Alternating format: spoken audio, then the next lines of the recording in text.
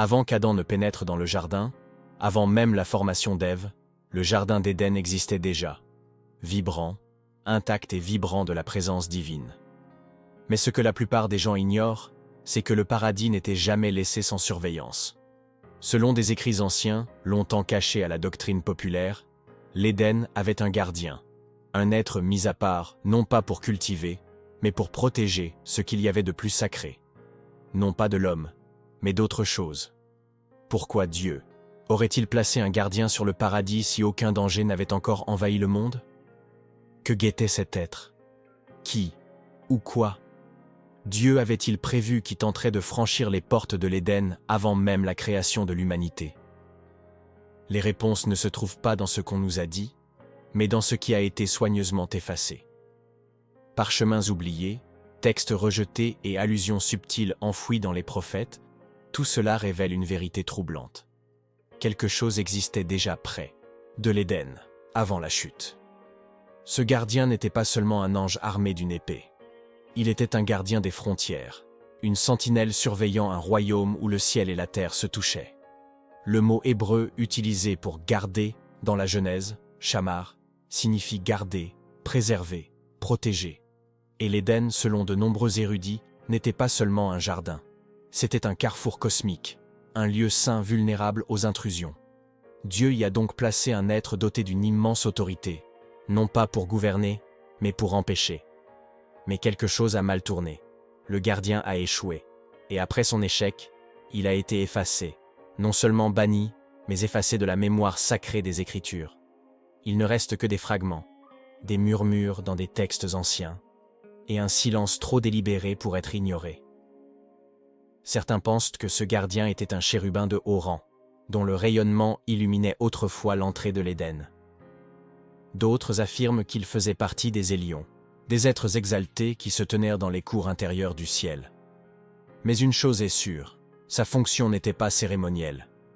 L'Éden n'était pas seulement beau, il était dangereux par sa sainteté. Ses frontières recelèrent des secrets. Et celui qui était chargé de les protéger devait être plus qu'obéissant. Il devait être incorruptible. Et pourtant, quelque chose s'est glissé. Ou plutôt, quelqu'un. Car avant la chute de l'homme, une autre chute avait déjà commencé à se propager dans le royaume invisible. L'adversaire, plus tard appelé le serpent, n'était pas venu de nulle part. Il s'approchait de l'Éden de l'extérieur, et quelqu'un aurait dû l'en empêcher. Mais le gardien le laissa passer. Par tromperie, par orgueil ou par peur. Nous ne le saurons peut-être jamais. Certains écrits apocryphes suggèrent que ce gardien n'a pas seulement été trompé, mais qu'il était complice.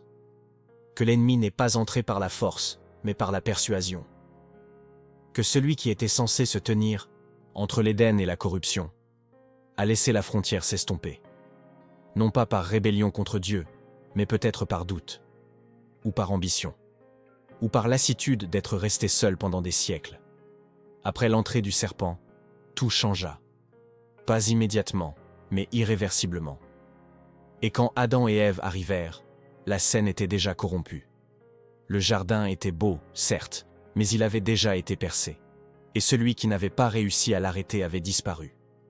Pas tué, pas jeté en enfer, mais banni des mémoires, son nom ne devant plus jamais être prononcé. Pour comprendre son rôle, il faut comprendre la nature de l'Éden. Ce n'était pas seulement un jardin, c'était un portail, un seuil sacré entre le ciel et la terre. L'arbre de vie se dressait en son centre, mais ses limites touchaient les royaumes extérieurs, des lieux non encore purifiés, où erraient encore des êtres spirituels, pas tous fidèles au Créateur. L'Éden avait besoin de protection car sa lumière attirait les regards, curieux, et tous n'y venaient pas en paix. À l'extérieur du jardin, le monde spirituel était déjà en pleine mutation. La rébellion céleste n'avait pas encore atteint son paroxysme, mais des murmures de mécontentement avaient commencé à se faire entendre. Certains fils de Dieu observèrent déjà le ciel, se demandant ce que serait cette nouvelle création. L'Éden n'était pas seulement un paradis, c'était une menace pour leur domaine. Il représentait quelque chose qui ne leur avait jamais été donné, un monde à hériter. Et le gardien avait pour mission de veiller à ce que l'envie ne s'y installe jamais. Ce qu'il protégeait était plus que la géographie. Il veillait sur une promesse, une alliance future à conclure. Le but de l'ennemi n'était jamais le fruit, mais l'accès. L'accès au lieu où Dieu marchait, à la structure même de la création. Corrompre l'Éden, c'était déformer le plan avant qu'il ne se manifeste pleinement. Et le silence du gardien permit à la première ombre de pénétrer la terre sainte. C'est pourquoi son bannissement fut si total. Il ne perdit pas seulement son poste, il perdit son héritage. Toute mention de lui fut enterrée. Chaque parchemin mentionnant son nom fut scellé ou perdu. Seuls subsistent des indices, dans des versets oubliés, dans les interstices entre les généalogies et dans l'étrange silence qui entoure les premiers instants d'Éden. Pour un jardin censé être gardé, l'absence de gardien en dit long. Certains textes juifs anciens évoquent vaguement un être appelé Sar Hagan, le prince du jardin. Mais les manuscrits qui le mentionnent sont fragmentaires, considérés comme non canoniques ou n'ont jamais été entièrement traduits dans les langues modernes. Dans le livre des Jubilés et les écrits des premiers pères de l'Église, on trouve d'étranges références à un être anonyme qui gardait le lieu où Dieu marchait. Certains le relient même au chérubin protecteur, mentionné dans Ézéchiel, un être qui se trouvait autrefois en Éden, mais qui est ensuite tombé. Serait-ce le même être, le gardien qui a échoué? Dans Ézéchiel 28, la description est obsédante. Tu étais en Éden, le jardin de Dieu. Tu as été intègre dans tes voies depuis le jour où tu fus créé jusqu'au jour où la méchanceté a été trouvée en toi. Bien que beaucoup aient attribué cela à une métaphore d'un roi ou à Satan lui-même, certains érudits pensent aujourd'hui qu'il s'agit d'un tout autre être.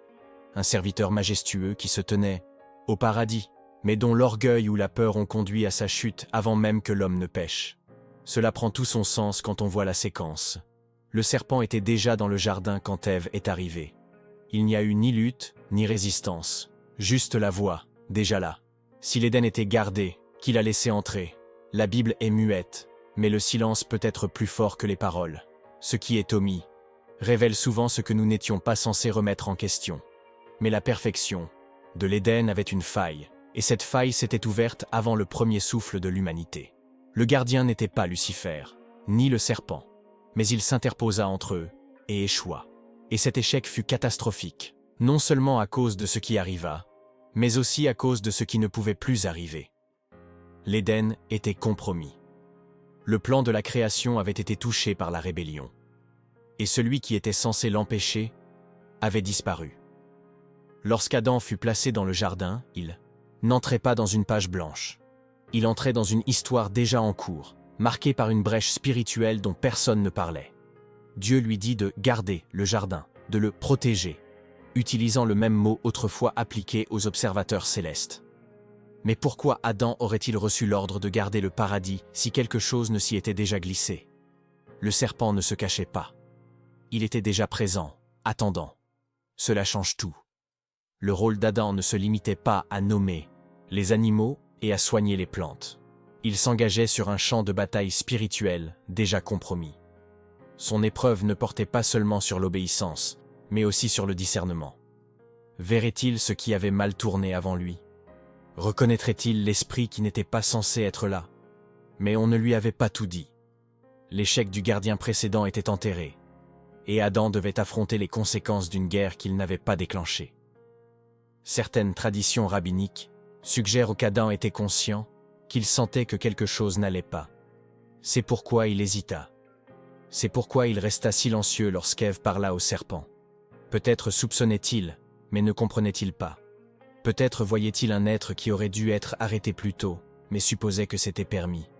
Et dans cet instant de confusion spirituelle, le vieux murmure réussit à nouveau, non par la force, mais par une subtile diversion. C'est pourquoi l'Éden fut scellé après la chute, non seulement à cause du péché de l'homme, mais à cause de ce qui y était entré et y était resté. Le gardien avait failli, l'homme avait failli. Alors, le ciel ferma la porte. Une épée flamboyante gardait désormais ce qui était autrefois ouvert, non pas pour protéger Dieu de l'homme, mais pour protéger l'homme de quelque chose qui restait à l'intérieur. L'Éden avait été touché par la rébellion. Et maintenant, plus personne n'y retournerait. Pas avant qu'il ne soit refait. La question la plus profonde est, pourquoi son histoire a-t-elle été effacée? Dans les Écritures, même les pires personnages sont nommés. Caïn, Pharaon, Judas. Mais cet être, ce gardien, ne l'est pas. Son absence est presque trop précise. Certains scribes des premiers temps croyaient que certains noms, prononcés, détenaient un pouvoir. Que ce souvenir d'un être autrefois divin, mais désormais déchu, pouvait raviver son influence. Ainsi, au lieu de la condamnation, vint l'effacement. Une forme spirituelle d'exil. Mais des indices subsistent. Le livre d'Enoch parle de veilleurs descendus, mais aussi d'autres restés à leur poste, observant en silence la corruption s'étendre. Il mentionne un être qui détourna son visage de la lumière et s'immobilisa tandis que l'ombre passait. Ces vers énigmatiques furent longtemps ignorés, considérés comme de la poésie. Mais s'il s'agissait de fragments d'une vérité plus vaste, le souvenir de quelqu'un qui a échoué non par haine, mais par hésitation? Certains croient que ce gardien existe toujours, ni au ciel ni sur terre, mais scellé dans un lieu hors du temps. Un royaume où les esprits désobéissants sont retenus jusqu'au jugement dernier. Tous les déchus ne sont pas des démons. Certains ont honte, attendant en silence une restauration qui pourrait ne jamais venir. Serait-ce son destin? Un être autrefois investi du paradis, désormais enfermé, oublié des hommes, mais pas de Dieu. Car dans l'Apocalypse, il y a un moment où les livres scellés sont ouverts et où les choses cachées sont révélées. Et si parmi eux se trouvait le récit du premier protecteur d'Éden? Et si son témoignage faisait partie des rouleaux qui n'ont pas encore été décellés? Un récit non pas du mal, mais de l'erreur. Un avertissement. Même la lumière, si elle n'est pas constante, peut vaciller lorsque les ténèbres parlent doucement. L'histoire du gardien n'est pas une histoire ancienne, c'est un miroir. Son échec n'était pas dû à la rébellion, mais à l'hésitation, au silence alors qu'il aurait dû parler, à la passivité alors qu'une action était requise. Et combien de fois constatons-nous la même chose dans nos propres vies? Dans les moments où nous étions appelés à protéger, à dire la vérité, à protéger quelque chose de sacré, et où nous sommes restés immobiles, non pas par haine, mais par peur, ou par confusion, ou par doute. Tel est l'héritage du gardien, un avertissement à tous ceux qui sont appelés à veiller. Qu'il s'agisse d'une famille, d'une vocation, d'une vérité, protéger, c'est risquer d'être le premier à tomber. Car l'ennemi commence toujours doucement, non pas par le feu, mais par la suggestion. Et si, comme lui, nous laissons la frontière floue, nous ouvrons les portes non seulement à nous-mêmes, mais aussi à ceux qui nous succèdent. C'est ce qui rend son échec si dévastateur. Ce n'était pas seulement sa chute, c'était ce qui a suivi. C'est peut-être pour cela que Dieu ne l'a plus jamais nommé, car son histoire est écrite dans chaque porte laissée sans surveillance, dans chaque Éden corrompu non par la violence, mais par le silence. Et pourtant, même dans le jugement, la grâce peut exister. Certains érudits suggèrent qu'à la restauration finale, même ceux qui ont failli à leur innocence pourraient bénéficier de la miséricorde. Que le gardien de l'Éden puisse un jour assister à sa restauration, non pas comme son protecteur, mais comme celui qui a été pardonné. Jusque-là, son ombre plane sur l'histoire que nous pensions connaître, une figure disparue dans un jardin parfait, un gardien qui a fermé les yeux. Un avertissement, le paradis n'est jamais sûr sans vigilance, et que même les lieux les plus sacrés ont besoin de quelqu'un prêt à se lever, à parler et à veiller, quel qu'en soit le prix. Dans la littérature antique, on trouve des mentions d'êtres dont les noms ont été effacés, mais dont les rôles étaient indéniables. Dans les manuscrits de la mer morte, dans les fragments du livre des veilleurs, et même dans les premiers parallèles mésopotamiens, on trouve des récits de gardiens placés au seuil cosmique, des figures qui se tenaient entre les mondes, chargées de maintenir l'équilibre jusqu'à ce que quelque chose change. Nombre d'entre eux disparaissent soudain des textes, tels des échos coupés nets. L'un de ces personnages, mentionné dans le 2e livre d'Enoch, aurait parcouru le périmètre du jardin pendant 7 siècles, puis aurait été entraîné dans le silence extérieur lorsque la brèche s'est ouverte. Son nom n'est jamais révélé, son sort n'est jamais détaillé. Mais la formulation implique une punition, non pas pour rébellion, mais pour avoir laissé toucher à quelque chose de sacré. Ce thème revient sans cesse, la tragédie de ceux qui manquent de fidélité et non de malveillance. Même les chérubins placés aux portes après la chute servent en quelque sorte de remplacement, un rappel que la protection exigerait désormais un jugement ardent et non une défense silencieuse. Ce qui était autrefois surveillé par la grâce serait désormais gardé par le feu. C'est comme si Dieu disait « L'Éden ne sera plus jamais protégé par le silence ». Ainsi, l'ancien gardien, le silencieux, avait disparu, son souvenir enfoui sous des noms plus brillants et des péchés plus retentissants. Mais dans l'Apocalypse, quelque chose d'étrange se produit. Un nouvel Éden est promis, non pas un simple retour, mais un renouveau. Et une fois de plus, des gardiens sont présents, non pas pour empêcher l'homme d'entrer, mais pour garantir que seuls les rachetés puissent y entrer. Se pourrait-il que dans ce nouvel Éden, les échecs du premier soient enfin exaucés? Les rouleaux encore fermés pourraient-ils révéler le nom de celui qui a veillé et échoué? Avant même que le premier péché ne soit prononcé, cette histoire nous force à affronter une vérité que nous ignorons souvent. Toutes les chutes ne sont pas bruyantes. Certaines se produisent en silence. Tous les échecs ne sont pas le fruit de la haine. Certains naissent de la peur, du doute, d'une trop longue attente. Et dans la guerre invisible qui entoure l'histoire humaine, l'hésitation peut être aussi mortelle que la rébellion. Le gardien de l'Éden nous enseigne que même ceux qui sont placés au plus près de la présence de Dieu ne sont pas à l'abri de la faiblesse. Et pourtant, cette histoire nous enseigne aussi quelque chose de profond sur la nature de Dieu. Il ne dévoile pas toujours l'échec. Parfois, il le dissimule, l'enterre jusqu'au moment opportun. Non par déni, mais par miséricorde. C'est peut-être pour cela que le nom du gardien a été caché. Nous allons donc nous concentrer non pas sur sa honte, mais sur l'avertissement. Une cicatrice silencieuse dans l'histoire du jardin, laissée là pour nous rappeler ce qui arrive lorsque les gardiens s'endorment. Les Écritures disent que ce qui est caché sera révélé, que chaque secret sera crié sur tous les toits. Et, peut-être, lorsque les derniers rouleaux seront ouverts, lorsque les livres jamais écrits seront enfin lus, entendrons-nous à nouveau sa voix. Non pas celle d'un méchant, mais celle d'un témoin. Celui qui se tenait dans la lumière a échoué dans le silence et a été effacé, pour que nous puissions apprendre.